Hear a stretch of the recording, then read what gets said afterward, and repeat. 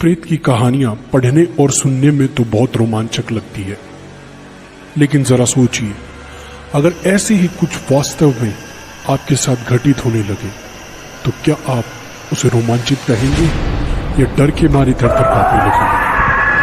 किसी परलौकिक शक्ति या प्रेत आत्मा का आसपास होने का एहसास भी शरीर में एक अजब सी सिरहन पैदा कर देता है। तो ऐसे में जाहिर सी बात है, जब आपका सामना ऐसी किसी ताकत से हो जाएगा तो आपका रोमांचक वहीं दम तोड़ देगा। वैसे तो कहने को बहुत सी ऐसी जगहें हैं जहां यह माना जाता है कि आत्माओं का वास है। कोई वीरान और अकेला घर हो या एक लंबे समय से खाली पड़ी इमारत। इसके अलावा वह स्थान जहां किसी दुर्घटना की वजह से भी किसी की जान गई हो, उसे भी हम योग्य नहीं मानते हैं कि हम वहां जाएं, क्योंकि जिन लोगों की जान दुर्घटना में जाती है उनकी आत्मा को मुक्ति नहीं मिलती और वे भटकते रहते हैं। कहने को तो बहुत सी जगहें हॉन्टेड या भूतक कहा जा सकता है, जहां प्रमाणिक तौर पर कहा जा सकता है कि उस स्थान में कुछ न कुछ गड़बड़ तो जरूर है, और वह स्थान है राजस्थान स्थित भानगढ़ किला। यह वह स्थान है जिसे पुरातत्व वैज्ञानिकों ने सामान्य नहीं माना है।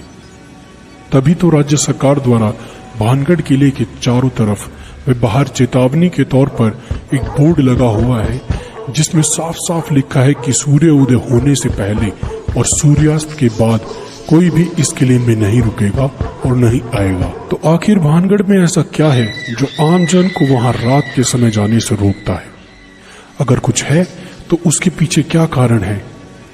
हालांकि कोई भी पुख्ता तौर पर वहां घटने वाली दुर्घटना का कारण नहीं बता पाया, लेकिन स्थानीय लोगों के बीच प्रचलित है कुछ कहानियां जो साबित करती है कि वहां कुछ न कुछ तो जरूर हो सकता है। लोगों का मानना है कि बहुत समय पहले इस स्थान पर रत्नावती नाम की बहुत सुंदर राजकुमारी रहती थी, जिस पर काला जादू करने वाले तांत्रिक की कुदृष्टि थी।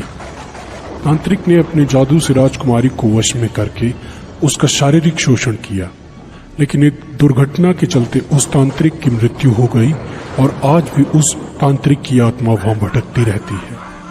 तांत्रिक के श्राप के अनुसार वह स्थान कभी भी बच नहीं सका। वहां रहने वाले लोगों की मृत्यु हो जाती है, लेकिन उनकी आत्मा को मुक्ति नहीं मिलती है। प्रचलित कहानी के अनुसार सिंधु देवड़ा महल के पास स्थित पहाड़ पर तांत्रिक क्रियाएं करता था। वह रानी रत्नावती के रूप पर आसक्त था। एक दिन भानगढ़ के बाजार में उसने देखा कि रानी की एक दासी रानी के लिए केश तेल लेने आई है। सिंधु देवड़ा ने उस तेल को अभिमंत्रित कर दिया कि वह तेल जिस पर भी लगेगा उससे वह तेल उसके पास ले आएगा।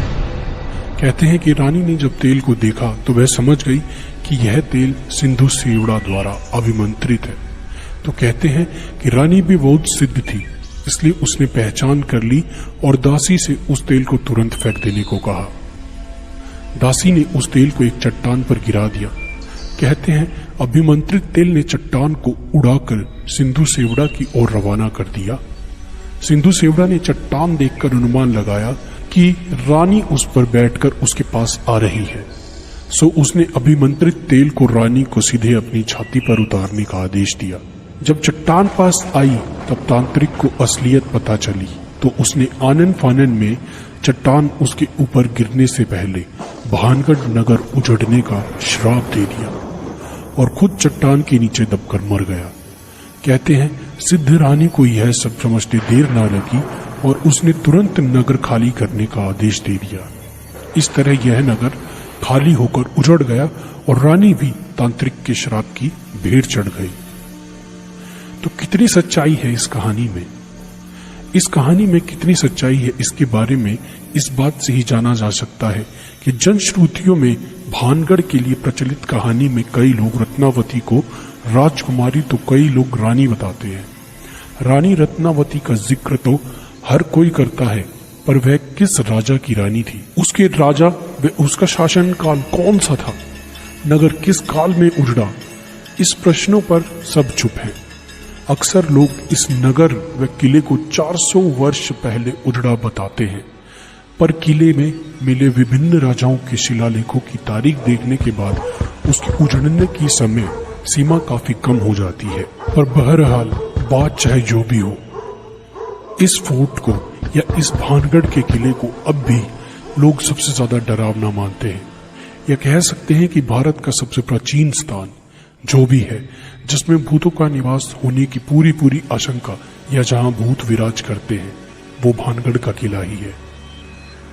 तो ऐसी ही और महत्वपूर्ण जानकारियों व रोचक तथ्यों के लिए हमारे चैनल्स को सब्सक्राइब करें व यह वीडियो आपको कैसा लगा हमें लाइक व कमेंट करके जरूर बताएं। धन्यवाद।